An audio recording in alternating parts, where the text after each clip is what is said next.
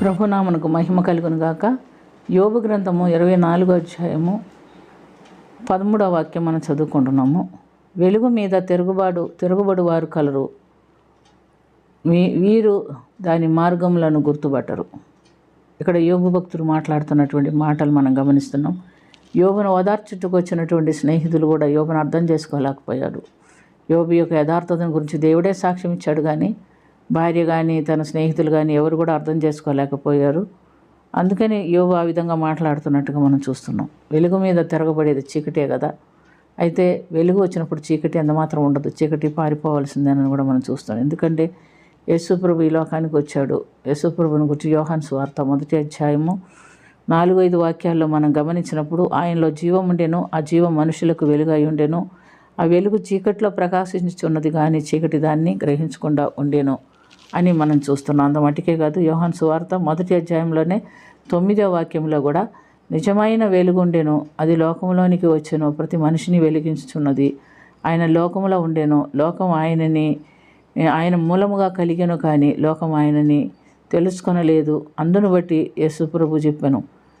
యోహాను సువార్త 8వ అధ్యాయం 12వ వాక్యంలో ఏమన్నాడంటే, నేను లోకమునకు వెలుగై ఉన్నాను అని ఆయన చెప్తున్నాడు. నన్ను వెంబడించేవాడు చీకట్లో నడవక జీవపు వెలుగు కలిగి ఉండును అని ఆయన చెప్తున్నట్టుగా మనం చూస్తున్నాం.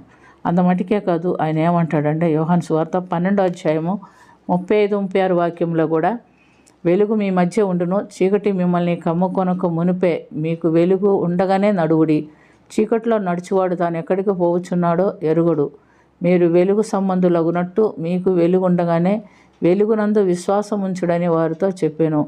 వారు ఆ మాటను చొప్పున ఎవరైతే జీవిస్తారో వారు వెలుగులో జీవించడానికి దేవుడు మనకు సహాయం చేస్తాడు.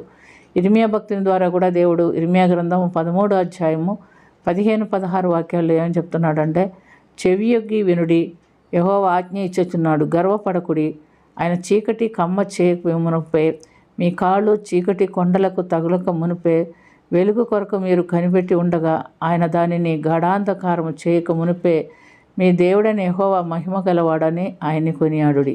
అలా చేస్తే దేవుని ఉగ్రత నుండి మనము తప్పించుకోగలుగుతాము. అంతమటికే కాదు, 1 యోహాను 1వ అధ్యాయం 5వ వాక్యంలో ఏం చెప్తున్నాడంటే, దేవుడు వెలుగై ఉన్నాడు, ఆయన యందు చీకటి ఎంత మాత్రం లేదు కనుక ఆ వెలుగును మీద తిరగబడువారు చీకటి సంబంధులు. కాబట్టి ప్రియమైనటువంటి దేవునిలారా, అపవాది సంబంధులు దేవుని వెలుగు మీద తిరగబడతారు, దేవుని నందు విశ్వాసం ఉంచరు, దేవుని వెంబడించలేకపోతారు. మరి మనం ఎవరమో? మనం దేవుని బిడ్డలమని చెప్పుకొని ఆ వెలుగును కనుగొన్నామా? ఆ వెలుగు మనలో ఉన్నదా?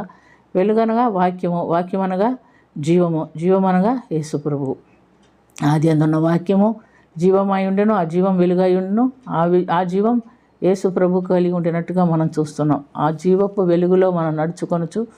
యేసు ప్రభు దగ్గరికి పోవటానికి మనం సిద్ధపడాలి. అలాంటి సిద్ధపాటు మనలో ఉందా లేదా? వాక్యం మనలో చేర్చుకొని వాక్యం అనేది విశ్వాసం ఉంచి ఎవరైతే జీవిస్తారో వారే ఆ జీవపు వెలుగు కలిగిన వారని గుర్తుంచుకొని ప్రభువుల ముందుకు సాగుదాం.